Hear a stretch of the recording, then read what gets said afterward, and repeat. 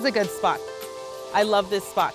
Well, I'm gonna get in there and catch a fish with my hands, so bye. Okay, well, you do that. I'll cook it. Everything tastes better when you're outside. And today, I get to hike and cook with social media star Peay, known for her flavor-packed trail meals. And Quincy Henry shows me how his Tacoma cafe, Campfire Coffee, got its name. I'm Rachel Belle, host of Your Last Meal podcast, cookbook author, and longtime journalist. Today on the Nosh, we're feasting fancy in the forest.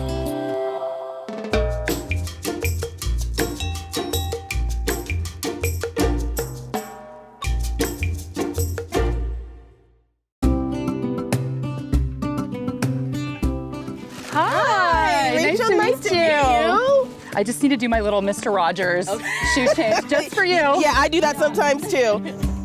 Peay shares my passion for creating delicious, over-the-top meals on hiking and camping trips. You use a fork to eat a salad, I use a taco to eat a salad. Tomato, tomato. She splits her time between California and Washington, where she grew up in the shadow of Mount Rainier. You ready to go? Yeah, I'm Okay, ready. let's go. I think my love for hiking kind of developed when I was probably in high school. A lot of hiking in college. And then after, getting out in the world and being an adult life, you start to feel some stresses. And I'm like, I'm going to reconnect back to nature. Yeah, nature therapy. It's peaceful and lovely, but I also feel connected more to God. And then it just feels like all of the stuff that I'm dealing with in my brain, I have more peace and space to kind of sift through that. Washington has this very unique, refreshing smell. I always say I want to bottle it up as a cologne for men. What would you call it? I don't know. Destiny with trees. We're making the fried chicken, fried rice. We have our rice and chicken in here. Okay. And then eggs. And then we have our MSG. I am also pro MSG. Yes, same. I remembered I had this hat, so I have to do a little wardrobe change. I love it. So this one is more of a Taiwanese-inspired fried rice. Sometimes you see fried rice that's dark in color. Yeah. Melanin in color. This one is not. This one's light melanin.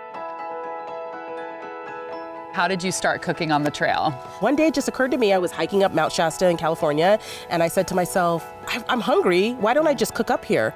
I made this really quick, egg McMuffin, bacon and egg. And it was just at sunset, and the light was hitting the egg as it was frying. Why would you not want to have a delicious meal with this gorgeous view, right? It's such a beautiful view. Your food should match. Tell me about some of the things that you've cooked on your hikes, because I see you on social media and I'm like, I can't believe she is frying something in oil, deep frying. Some of it is a bit of a challenging myself. What can I cook outdoors? Yeah. Because I truly want everyone to feel welcomed outdoors. Food is one thing that brings us together. Yes. I think the outdoor industry is getting a lot more savvy with the type of cooking equipment, because a lot of people want to eat different things outdoors, right? They want to eat more than just bird seeds and prayers, right?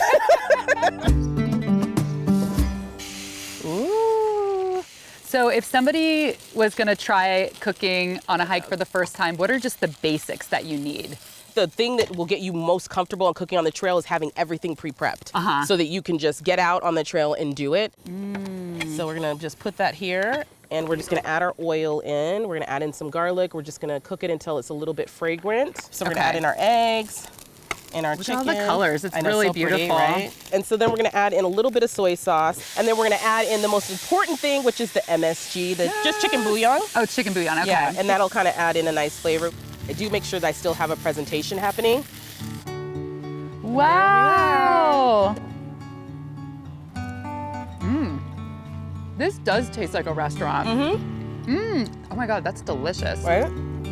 So I have a surprise for you. I brought something that I like to make on the trail. This is cantaloupe with prosciutto wrapped around it. And then these are roasted strawberries with balsamic. And then I also always like to bring a cloth napkin just for environmental reasons, but also because she's so cute.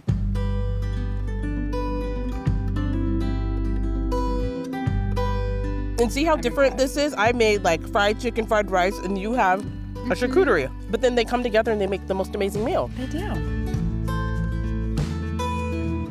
Hello! What's up? So good to see you. Likewise. I'm excited. to get a coffee. Are you excited to get caffeinated? Well, I drink decaf, but you know. Campfire Coffee Co. in Tacoma is also a nonprofit with programs focused on diversity and the outdoors, so all folks can get out into nature. Quincy roasts coffee the old-fashioned way, over a fire, something that sprung up naturally from his family's love of camping. He started roasting in very small batches. Not knowing how to roast coffee properly, and you're just getting going, this is what you need. So is this intended for roasting coffee? What is this? This is intended for popping popcorn. Oh, okay. Yeah. Cool. So tell me how this started. I was finishing my PhD, I was working in marketing. Whitney had just left the military, she was working in mental health, and she was getting her master's. And July of 2018, I got let go from the marketing agency. That October, she got attacked by a patient at her job. Oh my gosh. I remember asking her, like, what are we gonna do?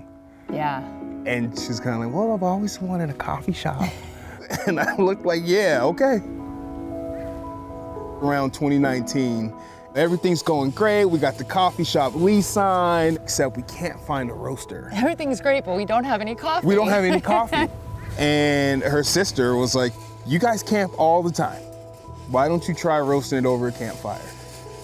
One of these bad boys came in the mail a few days later along with some cheap green coffee, and we went in our backyard fire pit and tried to figure it out. And it works. Roasting over the fire, though, is the exact opposite of what a lot of specialty roasters go for, and that's this uniformity. Right. Coffee's really delicate. It'll burn easy. Yeah. You have to approach it kind of like you're working with the elements. You're working with the fire, the air. The main part is when you're roasting over fire, constantly moving it.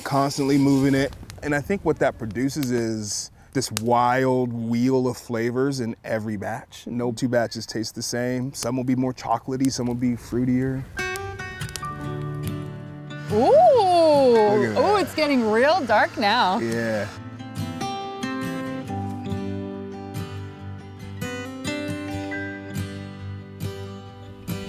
I'm getting notes of barnyard and eucalyptus.